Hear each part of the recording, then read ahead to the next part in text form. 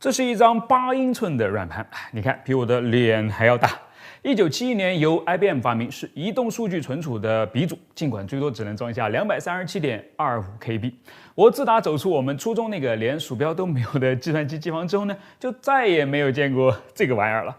那是在1994年。但是你很难相信啊，就是这样一个上个世纪老掉牙的科技，却被美国最先进的洲际弹道导弹一直使用到了2019年。他们用它来传输行动讯息和发射指令，有没有好奇这到底是为什么呢？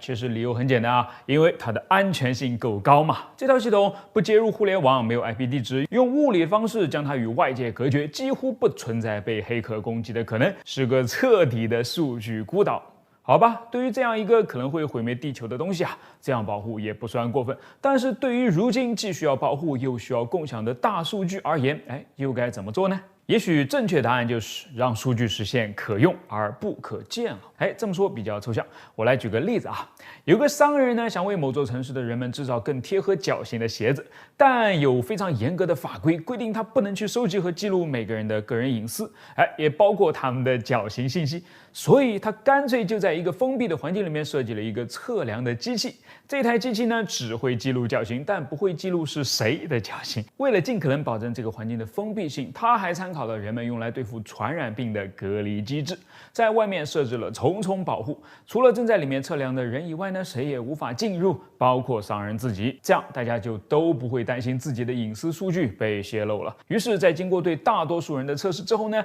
这个机器就知道了这个地区人们的脚型特点了。你看，大家既把自己的数据给商人用了，但其实商人又没有真的见到这些具体的数据，符合彼此的利益。这就是可用而不可见了。其实这种机制啊，在原理上和如今的机密计算基本一致。英特尔的 SGX 软件防护扩展技术就是机密计算一个重要的实现手段。它能够在 CPU 的支持下呢，在内存等特定的硬件环境中构建出一个更加安全可信的飞地出来，就相当于我刚才说到的隔离出来的封闭环境。当需要执行可用而不可见的数据处理任务时呢，就会把应用代码连同敏感数据一起抓进去，让它们在这个独立于操作系统、虚拟机和 BIOS 之外的环境下运算。这个时候，哪怕上述那些已经是非常底层的基础软件或者是系统被黑客攻陷了，在隔离区里面的数据也是相对安全的。是的，相信你已经听出来了，英特尔的 SGX 技术是基于硬件的，由 CPU 直接支持的增强型的安全防护措施。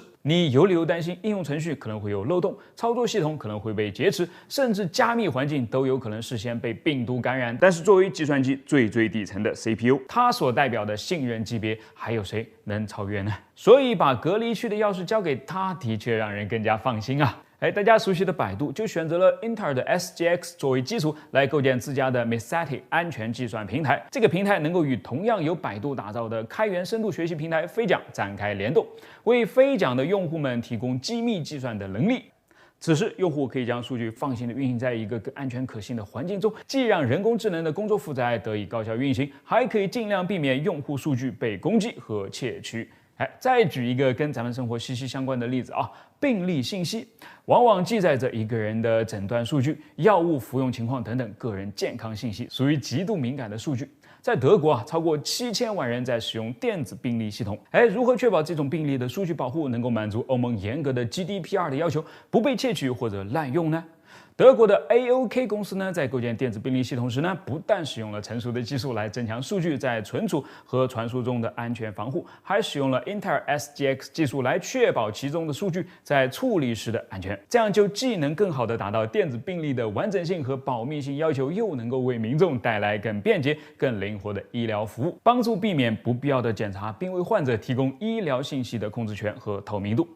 随着数据的井喷和 AI 应用的猛增啊，大家不仅需要 SGX 技术提供这种具备更强安全防护能力的隔离区，还对它的容量提出了更高的要求。所以英特尔就在其面向单路和双路服务器的全新第3代至强可扩展处理器当中呢，对 SGX 技术进行了全面强化，最高可在一个双路系统中支持1TB 容量的飞地空间。在容纳了更多更大体量的应用程序和核心数据之后呢，企业也就能够实现更大数据量的机密计算，而我们也就能享受到日益智能也更加安全的金融、医疗、出行、购物等等服务了。